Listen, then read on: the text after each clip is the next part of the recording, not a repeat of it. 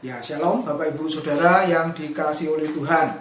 Renungan firman Tuhan hari ini adalah dengan tema tegak sebab berdiri di atas batu. Terambil di dalam Matius pasal 7 ayat 24 sampai dengan ayat yang ke-27. Yang berbunyi demikian.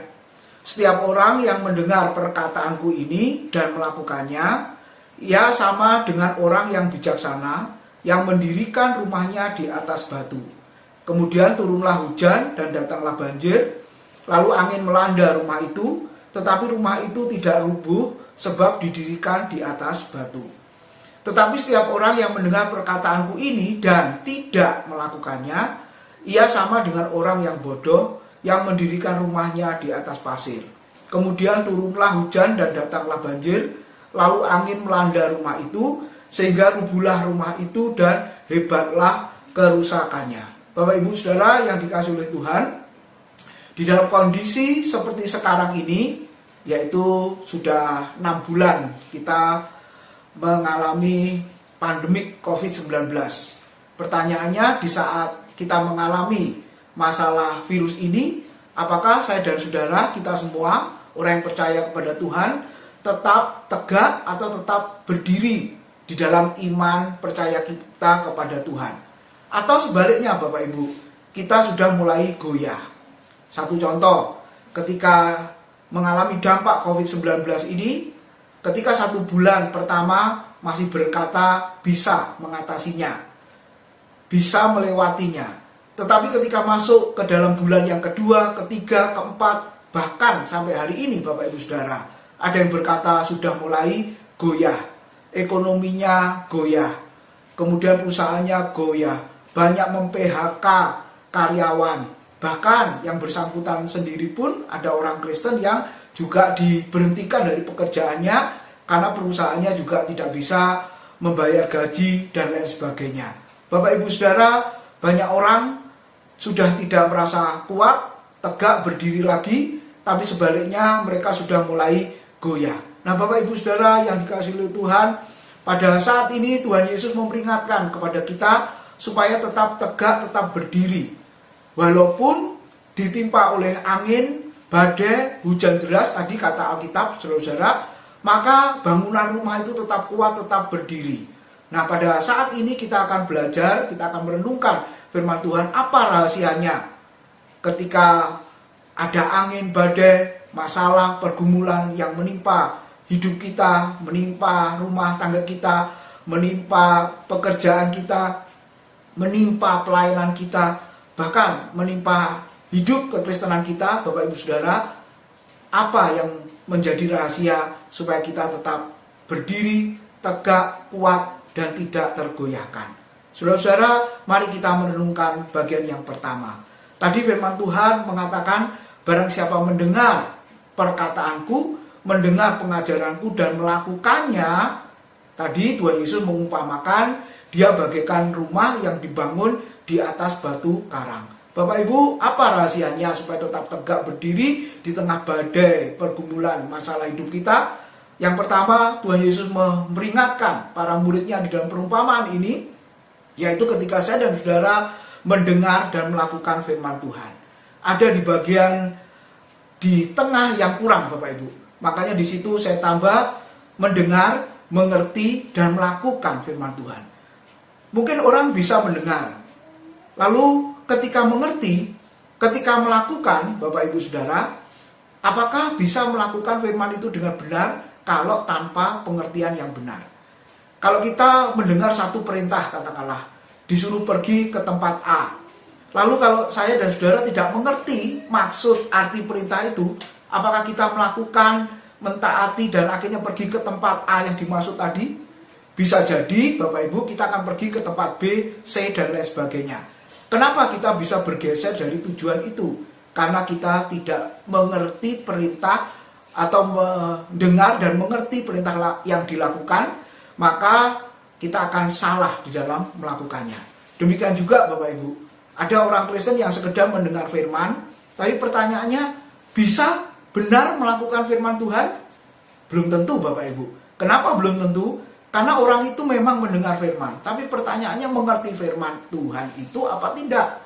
Nah, kalau tidak mengerti firman, Bapak Ibu Saudara, bagaimana bisa melakukan firman itu dengan benar? Nah, hari ini kita belajar satu rahasia yang Tuhan berikan kepada kita.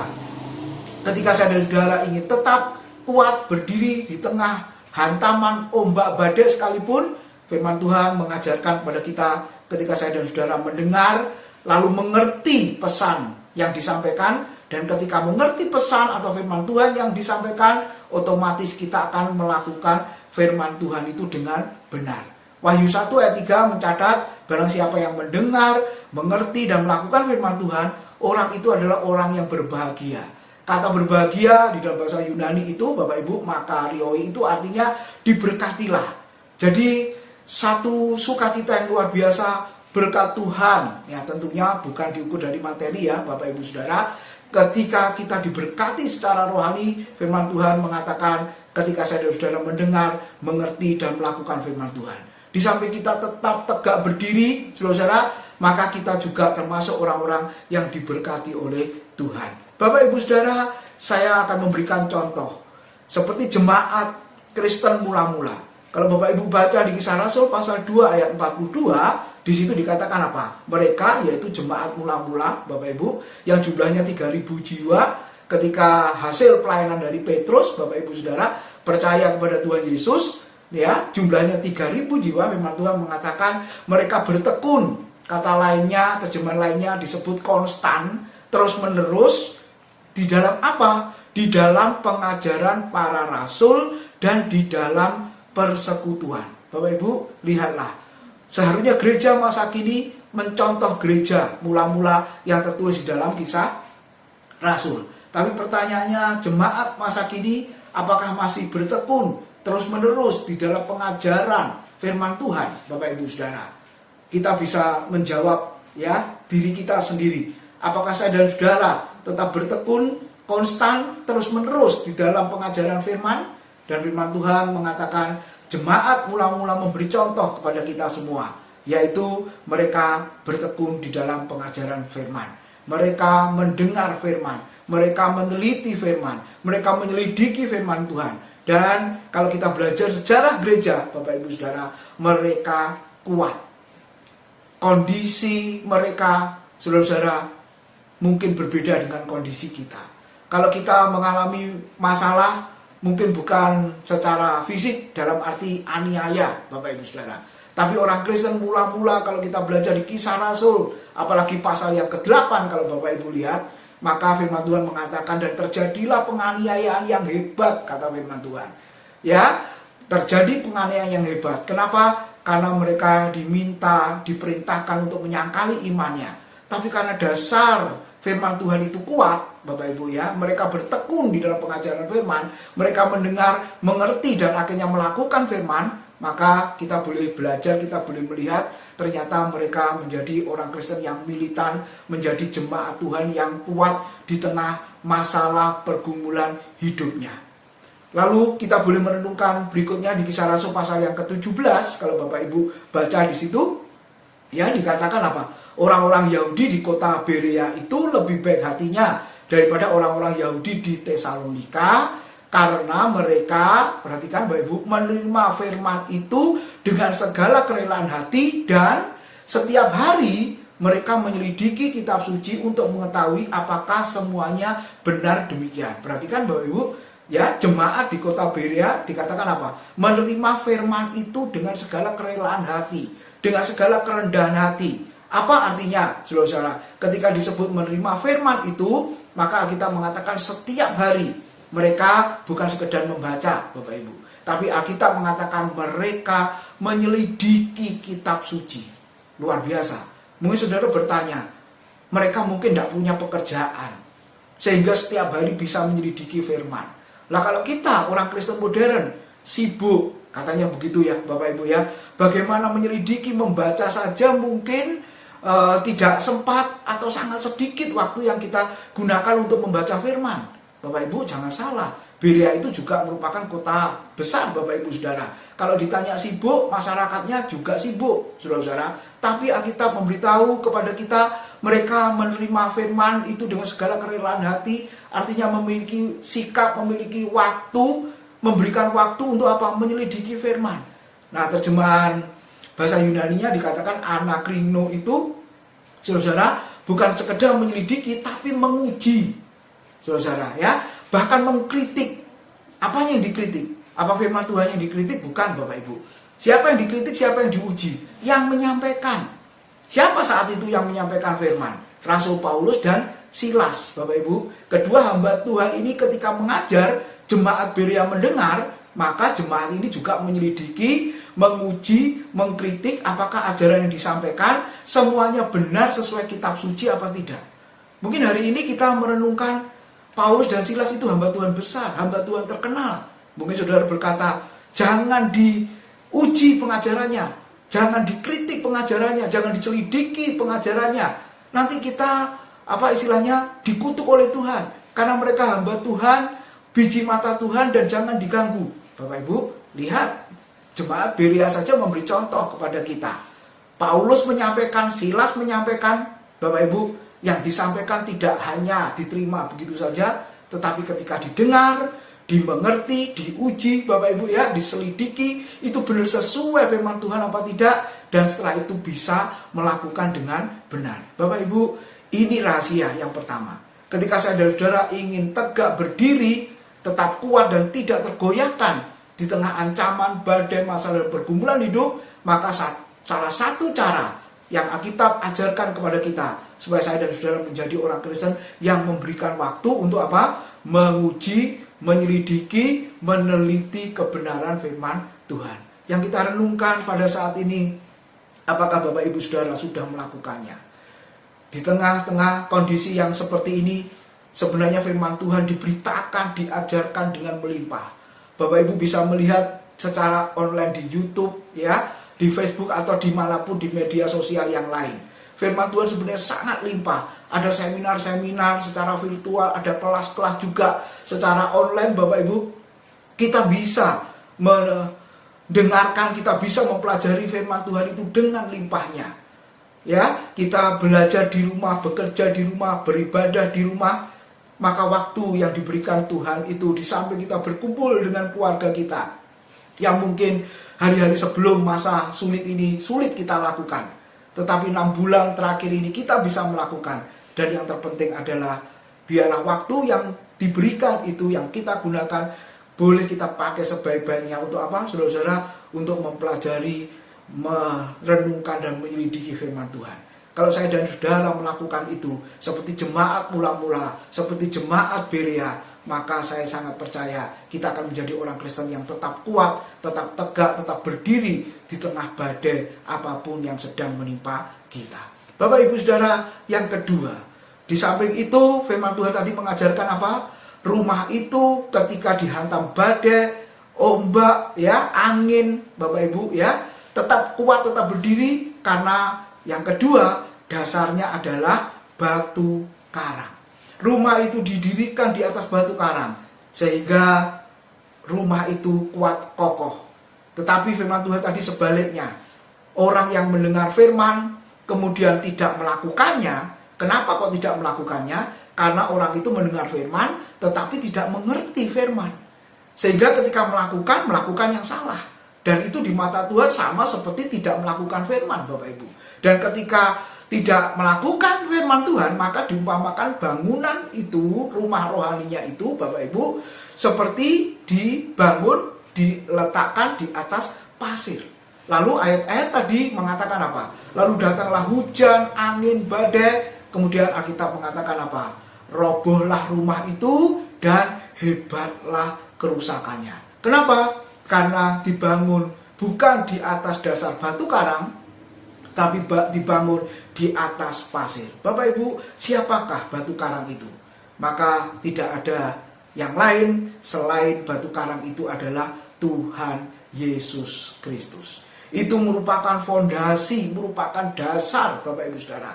Ingat Matius 16 ayat 18, ketika Tuhan Yesus berkata kepada Petrus, ketika Tuhan Yesus bertanya, siapakah aku ini? Para murid tidak ada yang menjawab. Lalu Petrus berkata, apa yang dikatakan Petrus? Engkau adalah Mesias, anak Allah yang hidup.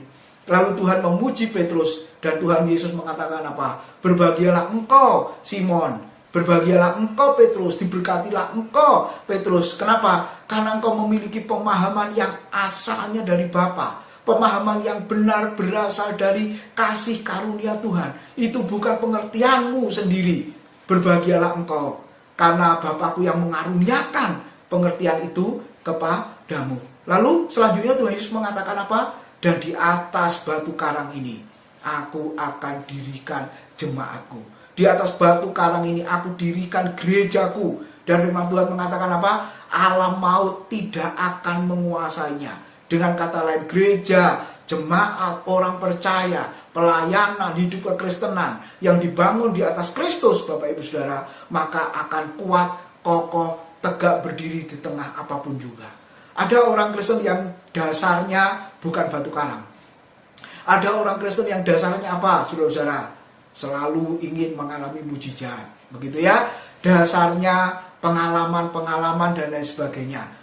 Memang bisa Bapak Ibu, Tuhan memberikan pengalaman-pengalaman yang spektakuler, tapi tidak semua kita mengalami hal-hal yang seperti itu. Tapi yang semua harus mengalami adalah ketika hidup kekristenan, hidup pelayanan, hidup bergereja, kalau dasarnya itu adalah Kristus. Bapak Ibu Saudara, kalau dasarnya Kristus akan tetap kuat, akan tetap kokoh. Jangankan badai masalah pergumulan hidup Bapak Ibu. Firman Tuhan mengatakan apa? Alam maut tidak akan menguasainya. Dan kita boleh lihat di Kisah Rasul pasal 2. Ternyata betul. Ketika Petrus berkhotbah Bapak Ibu, maka gereja itu lahir, gereja itu berdiri. Mari kita lihat ayat 1 Korintus 3 ayat 10 dan 11. Firman Tuhan mengatakan demikian.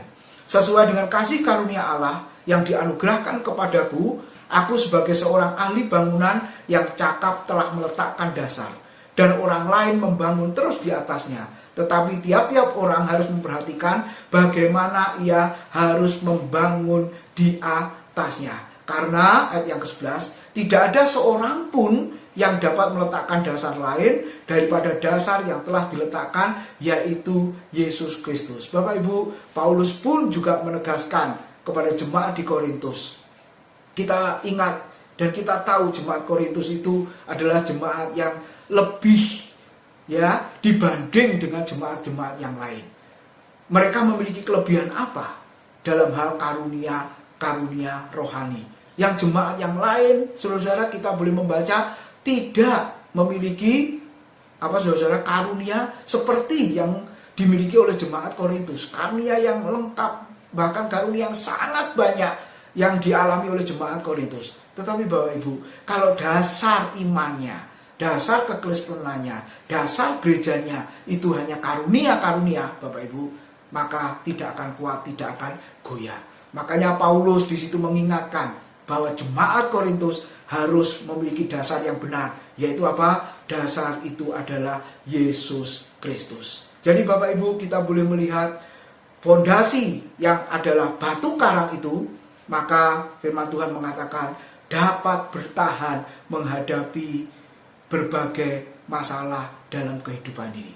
Oleh sebab itu, pada saat ini kita boleh merenungkan dasar kekristenan kita, merenungkan dasar pelayanan kita, merenungkan dasar gereja kita, merenungkan hidup kita, Bapak Ibu Saudara. Yang kita alami bagaikan angin yang sangat kencang. Yang kita alami hari-hari ini, saudara, bagaikan badai yang sangat kuat menerpa. Kalau ada orang Kristen yang tidak bisa bertahan, kalau ada orang Kristen yang tidak kuat, biarlah orang itu mengoreksi dirinya. Dasarnya itu benar batu karang atau yang lain. Dasarnya adalah Kristus atau yang lain. Kalau dasarnya yang lain, pasti tidak mungkin bisa bertahan. Karena Alkitab sudah memberitahu. Tapi kalau dasarnya adalah batu karang, yaitu Tuhan Yesus Kristus. Dengan cara apa? Yang pertama tadi mendengar firman, mengerti firman, dan melakukannya. Dengan kata lain menjadi orang Kristen yang terus belajar menggumuli kebenaran firman Tuhan. Seperti orang itu bersatu dengan Tuhan. Firman Tuhan ada di dalam dirinya, dan dirinya ada di dalam firman Tuhan. Maka menjadi orang Kristen yang kuat, Bapak Ibu Saudara. Maka orang itu akan tegak berdiri di tengah badai apapun juga. Lalu kita lihat dasar yang dibangun di atas bangunan, di atas dasar itu. Maka firman Tuhan mengatakan Kristus maka dia akan mengalami keamanan dan akan mengalami kemenangan. Maka sebab itu Bapak Ibu Saudara, biarlah kita bertekun dalam segala hal. Bertekun dalam kebenaran firman itu yang terutama. Kenapa saudara? Kalau saya dan saudara kuat di dalam firman, maka kita akan menjadi orang Kristen yang kuat di dalam menghadapi badai apapun juga. Dan orang yang seperti ini tidak akan pernah runtuh. Kiranya Bapak Ibu Saudara, Tuhan boleh memberkati kita dan kita tetap kuat bertahan di dalam Tuhan. Amin. Tuhan memberkati.